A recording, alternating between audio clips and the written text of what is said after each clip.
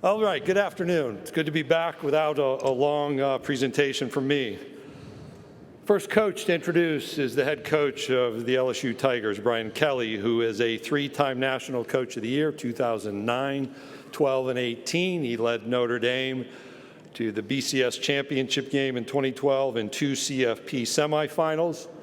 A little side note for me, I had to take dancing lessons yesterday.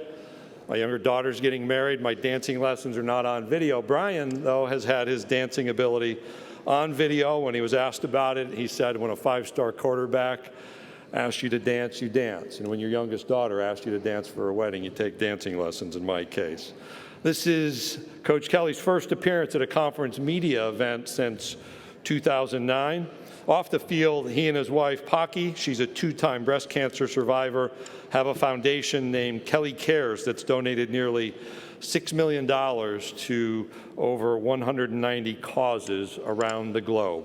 Please welcome LSU Tigers head coach Brian Kelly.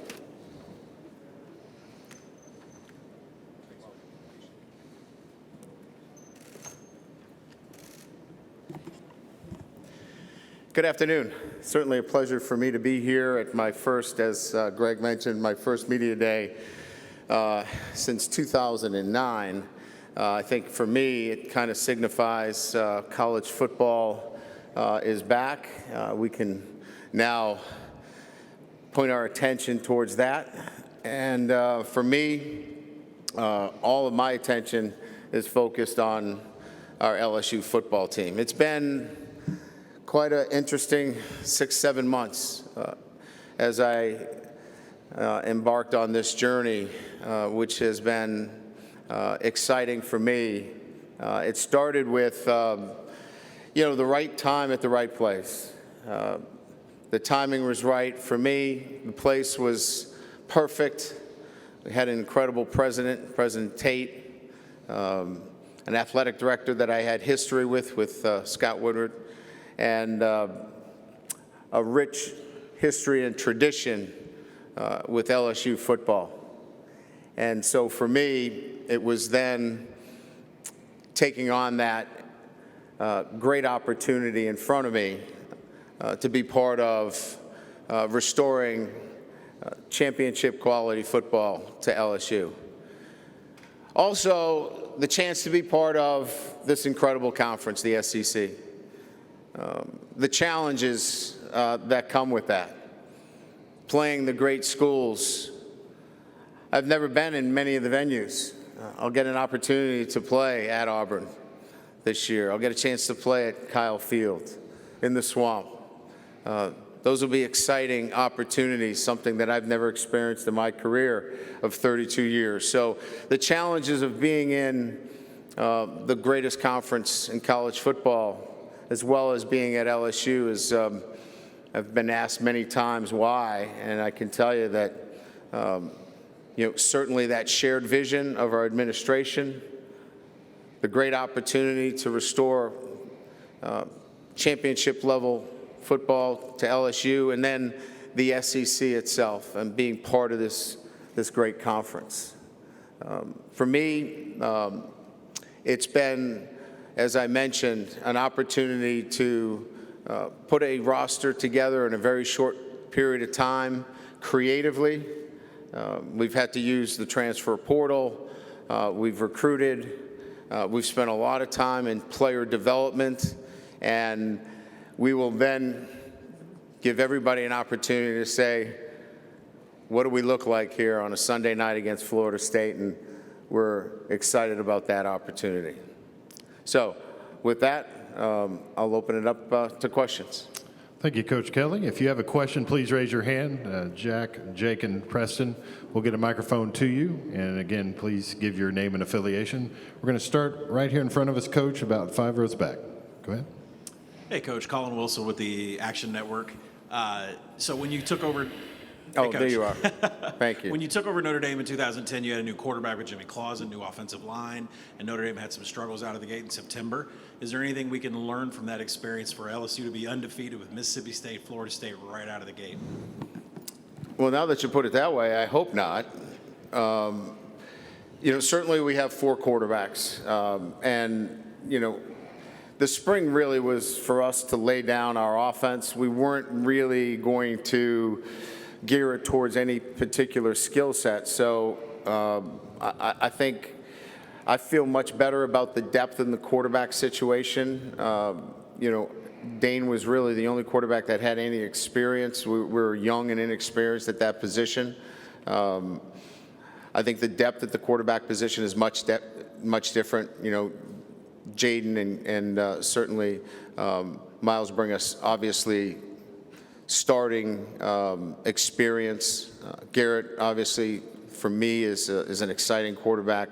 Walker's a true freshman, but there's great depth there. The offensive line is clearly an area that we need to keep our eye on, but I think we've added some really good transfers, and we think we've got some young men that have developed. So I would say that right now I stand in front of you that those similar situations, I like the depth and the opportunity to be much better than 2010. Coach, we're going to go down in front of us here on the front row. Ron? Yeah, Ron Higgins, Tiger Details. It's been kind of documented, maybe LSU or the collective of NIL of LSU doesn't have as much funds as other schools. How do you overcome that? And have you run into a situation yet where maybe you were outbid for a player? And how do you overcome that? First of all, I don't know that we don't have as many funds. Nobody has given me, any kind of documentation that we're behind. I feel very comfortable, quite honestly, as I stand here, talking to you, that, what we're doing relative to NIL is as competitive as anybody else. I don't feel like we're being outbid by anybody. I don't think that's the place of NIL anyway. So if we were being outbid, then we're going to be outbid if we have $50 million in our collective. So I don't feel hamstrung by that. I want to continue to educate with NIL. I want to be able to use the resources wisely to help promote name, image, and likeness, and have that available for our student athletes when the time comes. Coach, we're going to stay here in front of me, 3 rows back. Drew? Drew DeArmond, WZZN Radio, Huntsville, Alabama coach. So much of coaching is teaching and then earning the trust of your players. How has it been with Miles Brennan, Keyshawn Butte, John Emery, those guys that maybe that are going to be the key parts of your offense? How have you earned their trust so far? Well, I think trust is a two-way street, they're earning my trust too. I think, it works both ways. First of all, trust is about saying something and backing it up. And then, I think continuing that relationship. We're working on that relationship every day through deeds, through things that we put in front of them and say that we're going to do for them, and backing it up, and then asking them to do some things for us and seeing that they back it up. I think in all 3 of those cases, we're building trust. As you know, Keyshawn was just awarded number 7, which we consider, a program number that highlights the very best player, in particular from the state of Louisiana. And that has to happen when trust has been formed. Miles has been one of our best leaders in our program. John Emery's done an incredible job of bringing himself back into our program. So I think you brought up 3 guys that have earned a lot of trust, and we're trusting them. Coach, we're going to stay right in front of him in the second row. Tom? Hey, Coach, Tom Murphy, Arkansas Democrat-Gazette. I wanted to ask you about your secondary, what you feel about the talent level there, and the 2 transfers from Arkansas, Fouché and Brooks, how you feel like they might fit in. Well, let me address Fouché and Brooks. They have been outstanding additions to our program. I know many don't like to see that happen within the league, and I'm not crazy about it either. But these are 2 Louisiana kids that wanted to play at LSU, and they have been great additions. Character, I would say that, when we were looking into the transfer portal, we wanted young men that had SEC experience and had ties to the state of Louisiana, and Brooks and Fouché fit that to the T. And I think the secondary has a number of players that I think went out and recruited either through the portal or that were in the program that give us great depth, but they're going to have to go out and prove it. And I think that's an area that is going to have to come together for us, but we think we have depth and we think we have some talent there. Coach, we're going to stay on my side, 3 rows back. Kirk? Kirk Bowles from the Austin American-Statesman. Coach, I wonder why you feel like you're a great fit for LSU since you haven't been in the South that much. And corollary question is that what do you think of Texas and Oklahoma joining an already great conference? Well, I think fit is about, the ability to run a program, at the highest level. I've done it for 32 years. I've had success at Notre Dame, Cincinnati, Central Michigan, wherever I've been. So, running a program and then, developing players, player development. I think those are the most important thing. And I don't think that needs to be, geographical in a sense. I've gotten to love where I'm at in Baton Rouge. I love the people. They love football. They love family. And they love food. And that fits me really well. So I guess I should have been in the South all along. I love the fact that Oklahoma and Texas, 2 great programs, are coming into the SEC, and that speaks to Coach Sankey and understanding the lay of the land and being proactive and having 2 great institutions coming into the SEC. We'll be excited about when they officially join to have them on the schedule as well. Coach, we're going to go over to your side, 2nd row. Glenn? Hey, Glenn Gilbo at Outkick.com. Having been at Notre Dame for quite a while, would you be surprised if they joined a conference, or do you think they'll stay independent, and just what do you think of their philosophies toward that? It's probably not been high on my list of things to think about. I've been trying to correct a slice for the last couple of weeks. And I haven't had much success with that, so I'm going to go back to my day job. But I would say that, certainly Notre Dame still is, a coveted, university in terms of, what conference would want them. Jack Swarbrick knows what he's doing. He's got his ear to the ground.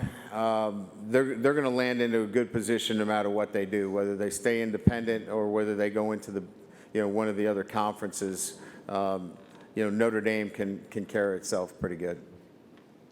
Coach, we're going to go right here on this near aisle in front of me, about 3/4 of the way back. Go ahead. John Bednarowski from the Marietta Daily Journal. Coach, B.J. Ojolari is one of our kids. Yes, he is. Was hoping to get your thoughts on your initial impressions of him and what you expect out of him this year. Yeah. Well, first of all, I've gotten to know him as much more as a person than a player. Saw him a little bit in spring. He's a good player, too, by the way. But as a person, he's what you want to represent your program, and that's why, he's represented us, as our student-athlete representative in the NCAA forums. He represented us in our student, interactions on campus. He represents us here today because his traits are outstanding. His character, how he handles himself in the classroom. He's a leader, and I couldn't say more about the integrity and character that he has, and I couldn't look. We're going to talk about his ability to rush the passer and his prominence there, but I could talk more about the person than the player today, because that's who I've been associating myself with more on a day-to-day basis. Coach, we're going to go all the way back on the left-hand side. There you go. Yes, sir. Edgar Thompson of the Orlando Sentinel. Notre Dame played Florida State 3 of the last 4 seasons, I believe. Where have you seen growth in that program from the team from 18 you faced and then the last 2 under Mike Norvell? Yeah, I think probably more than anything else, the fight in that team. I thought they fought for 4 quarters against Notre Dame last year. That was a team that obviously played to overtime. They were down late, came back. That has a lot to do with buy-in. You could see them playing harder and harder. Maybe that wasn't as visible earlier on. So this is a team now that has Mike's stamp on it. It's going to play hard for 4 quarters. You can see the development of younger players coming along, especially on the offensive line. Defensively, there's a structure there that is sound and fundamental. So I really just think you're just seeing the signs of a football program inside out, making the incremental progress that everybody wants to see more wins, but as a football coach, my eyes see a program that's been getting better and better. Coach, we'll go back over to our right, about 3/4 of the way back. Hey, Brian. Matt Baker with the Tampa Bay Times. I wanted to follow up on that. What are your thoughts on facing Florida State in the opener? How much of your notes from at Notre Dame kind of carry over, given that you're in a new position? Yeah, a lot of them carry over. I mean, obviously we evaluate. They lost some really good players. Defensively, obviously, one of the better defensive players in the country. But certainly, we're relying on a lot of that film. And certainly player evaluations, I know a lot about, what they want to do offensively, though they lost their offensive coordinator. There's a lot of familiar, notes that we can go back to. But, we've got a new team. We've got new players. It's an opener. You kind of, you throw a lot of that stuff out because everybody's going to be playing at their highest level in their opener. Hey, Coach, we're going to go on the near left aisle, straight down the middle. Here we go. Hey, Coach. Chris Marler, Saturday Down South. Most important question of the day. In your best Southern accent, what's the favorite or best food you've had since you moved to Louisiana? Well, understand now I have a Boston, Midwestern, Louisiana accent now. So, it's 3 dialects into one. So it's no longer family. I got like all kinds of stuff to throw at you. So just be ready. The best, it's probably the crawfish etouffee is. I mean, I don't know how you top that. Now, I would say also the grilled oysters. If you haven't had grilled oysters, try that. That'll get your cholesterol level up really high quickly. That's pretty good too. All right, Coach, we'll go over here to our right, alongside the wall, just right here in the front row. Hey, Coach. Mitchell Summers with Fox Carolina. The SEC has really turned into the club that everyone's trying to get into, it seems. So from your perspective, as someone that's on the inside, seeing all these other teams that are trying to get on the inside, can you describe what that's like? Musical chairs. And then the music's going to stop here, and you're not going to have a place at the table. And I think that's scary for a lot of universities. And it's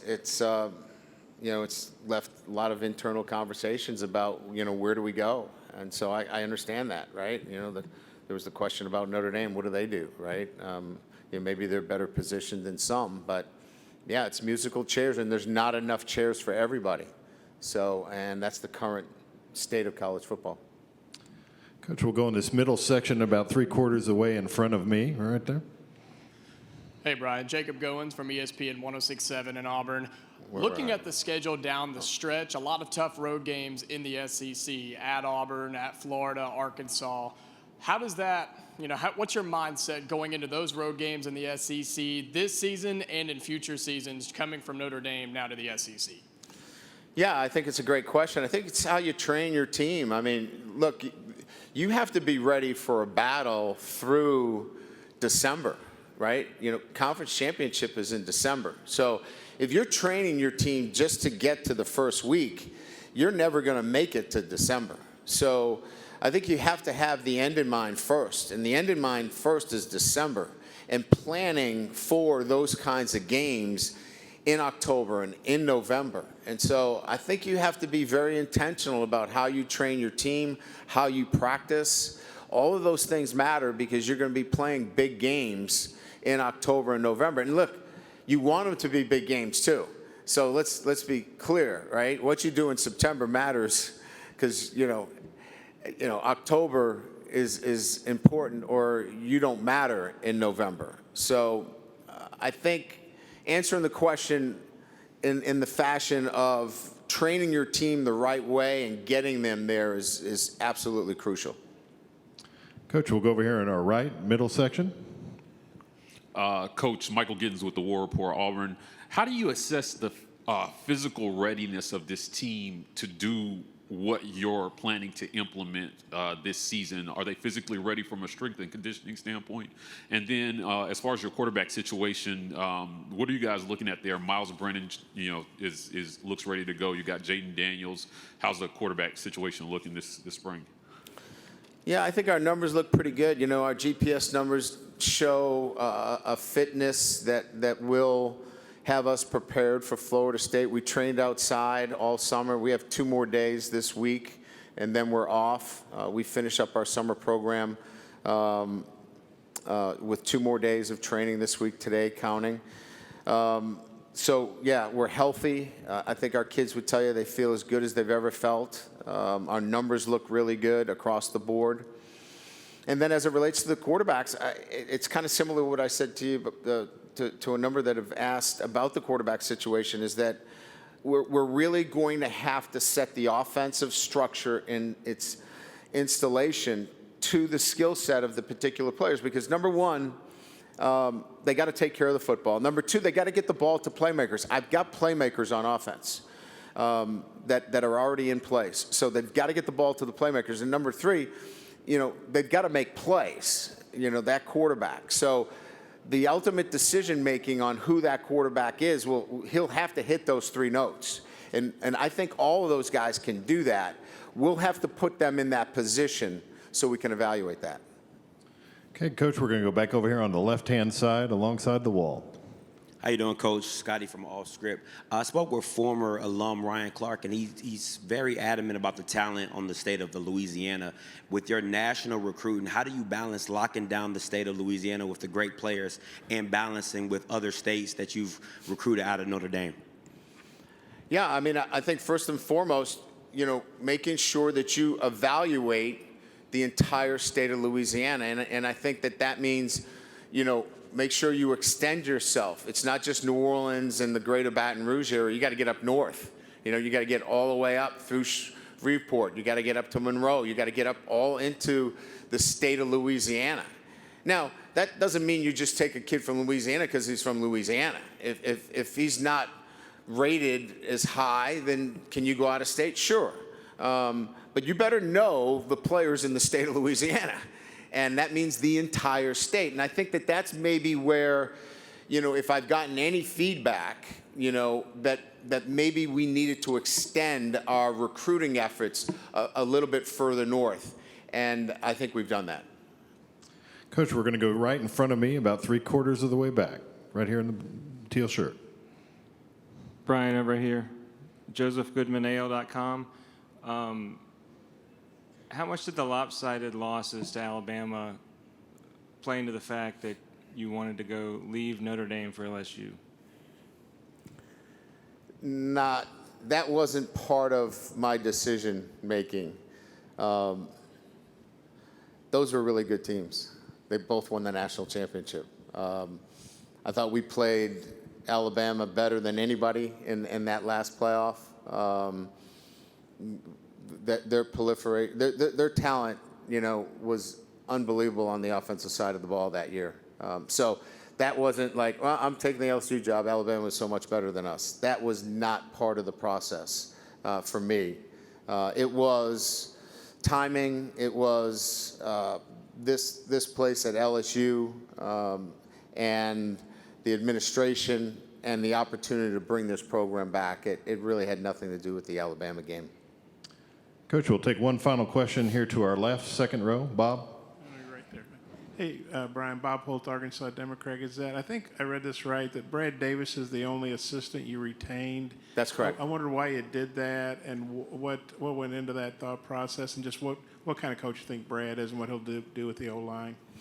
So Brad was the interim head coach, so I got a chance to see him in a different capacity, in much more of a, I would say, leadership capacity, where he got an opportunity to really touch all of the players, and I really loved his ability to reach players. And I felt like if he could reach all of those players, how well would he do with 15 to 18 players?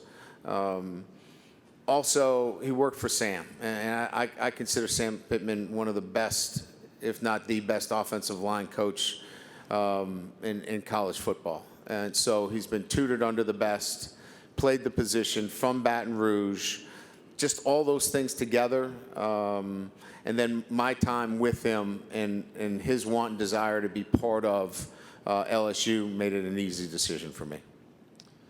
Hey, Coach Kelly, thank you for your time this afternoon. Thank you. Appreciate it.